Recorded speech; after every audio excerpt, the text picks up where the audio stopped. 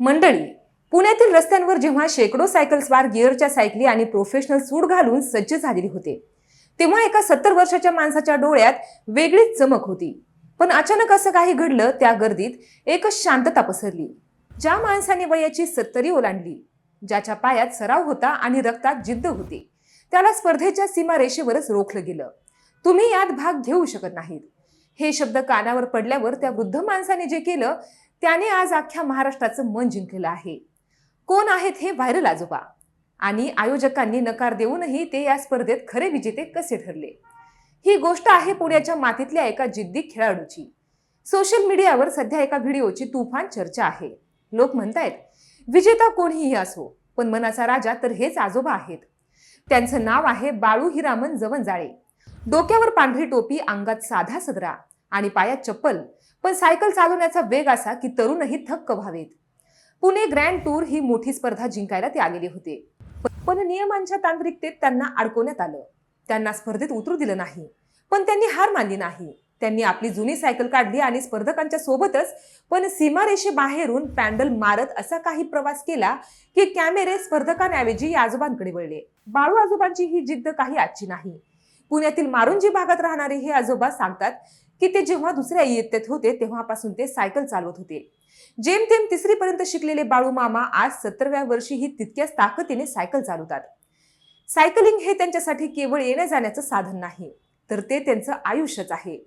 ज्या वयात लोक काठीचा आधार घेतात किंवा घरात विश्रांती घेतात, त्या वयात बाळू मामा पहाटे उठून सायकल घेऊन मैलोने मैल प्रवास करतात.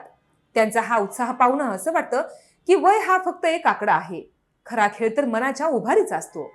स्पर्धेच्या दिवशी जेव्हा आयोजकांनी त्यांना सांगितलं की बाबा, सुरक्षेच्या कारणास्तव किंवा वयामुळे आम्ही तुम्हाला सहभागी करून घेऊ शकत नाही, तेव्हा त्यांच्या चेहऱ्यावर क्षणभर निराशा उमटली. पण पुढच्या क्षणी त्यांनी हसून उत्तर दिलं, ठीक आहे, भाग नाही घेता आला तर काय झालं, मी लांब सायकल लावून तुमची स्पर्धा बघतो. पण आजोबा केवळ प्रेक्षक म्हणून थांबले नाहीत.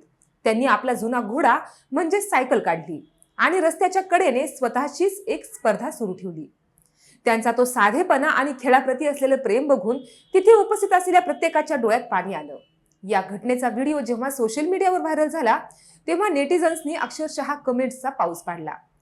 कोणी त्यांना रिअल हिरो म्हटलं, तर कोणी वॉर्न रायडर.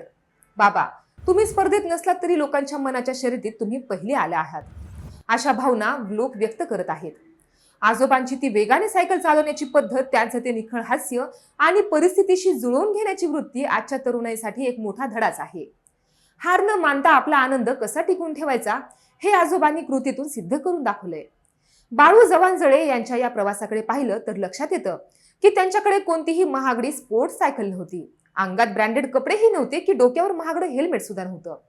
होती ती फक्त जिद्द आणि आपल्या छंदावर असलेली निष्ठा. मारुंजी सारख्या ग्रामीण भागातून पुण्याच्या मुख्य शहरात येऊन अशा मोठ्या स्पर्धेत उभं राहणं हे खरंच मोठं धाडस आहे. आयोजकांनी त्यांना तांत्रिक कारणास्तव नाकारलेलं असलं तरी जनतेने त्यांना जनतेचा खेळाडू म्हणून स्वीकारलेला आहे. सोशल मीडियामुळे आज एका सामान्य कष्टकरी माणसाची जिद्द जगासमोर आलेली आहे. आज आपण पाहतो की थोड्याशा अपयशाने तरुण मुलं खचून जातात, पण बाळू मामांनी दाखवून दिलं की जर तुम्हाला एखादी गोष्ट मनापासून आवडत असेल तर जगाने तुम्हाला नाकारलं तरी तुम्ही स्वतःचा मार्ग स्वतः शोधू शकतात. त्यांनी कोणाशी वाद घातला नाही, कोणावर टीकाही केली नाही. उलट बरं झालं मला स्पर्धा तर बघायला मिळेल असं म्हणून खेळाडू वृत्ती दाखवली. हीच ती संस्कृती आहे जी आजच्या काळात हरवत चाललेली आहे.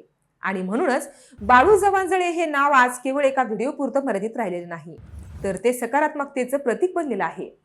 बाळू मामांचा दिनक्रम पाहिला तर आजही ते अत्यंत शिस्तबद्ध आयुष्य जगतात. सात्विक आहार आणि सायकलिंगचा दररोजचा सराव यामुळेच ते या वयातही त्यांचे पाय थकलेले नाहीत. त्यांनी कधीही व्यायामाचा कंटाळा केला नाही. जोपर्यंत श्वासात श्वास आहे तोपर्यंत सायकल सोडणार नाही, असं ते अभिमानाने सांगतात. पुण्यातील मारुंजी परिसरात त्यांना आता सर्वजण आदराने पाहतात. त्यांच्या या व्हायरल व्हिडिओमुळे त्यांच्या कुटुंबालाही खूप आनंद झालेला आहे.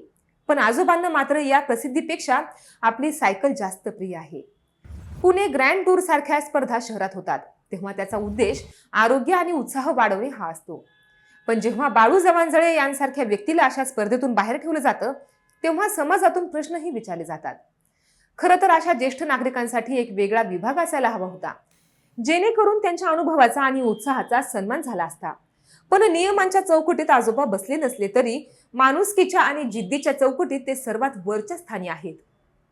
आज सोशल मीडियावर हजारो लोकांनी हा व्हिडिओ शेअर केलेला आहे. प्रत्येक शेअर मागे एकच भावना आहे. कौतुक त्यांचं करा ज्याने शून्यातून विश्व निर्माण केलंय आणि वयाला सुद्धा हरवलंय. बाळू जवानजळे आज महाराष्ट्रातल्या प्रत्येक घराघरात पोहोचलेले आहेत. त्यांच्या सायकलिंगच्या व्हिडिओने केवळ मनोरंजन केले नाही तर अनेकांना व्यायामाची प्रेरणा दिलेली आहे. लोक आता सायकल खरेदी करण्याचा विचार करू लागलेले आहेत आणि त्याचं श्रेय या 70 वर्षांच्या तरुण आजोबांना जातं. या संपूर्ण प्रकरणातून आयोजकांनीही एक गोष्ट शिकण्यासारखी आहे. नियमावली महत्वाची असतेच, पण त्या पलीकडे जाऊन मामांसारख्या प्रेरणादायी व्यक्तींना सन्मानित करणं हे कोणत्याही स्पर्धेचं मोठेपण असतं. जर त्यांना एखादं मानचिन्ह किंवा छोटासा गौरव दिला असता तर त्या स्पर्धेची उंची अधिक वाढलेली असती. मंडळी, तुमचं मत काय आहे या आजोबांबद्दल? तुम्हाला वाटतं का की आयोजकांनी त्यांना स्पर्धेत सहभागी करून घ्यायला हवं होतं? कमेंट्समध्ये नक्की सांगा आणि अशाच प्रेरणादायी गोष्टींसाठी पब्लिक कट्टाला सबस्क्राईब करायला विसरू नका. धन्यवाद.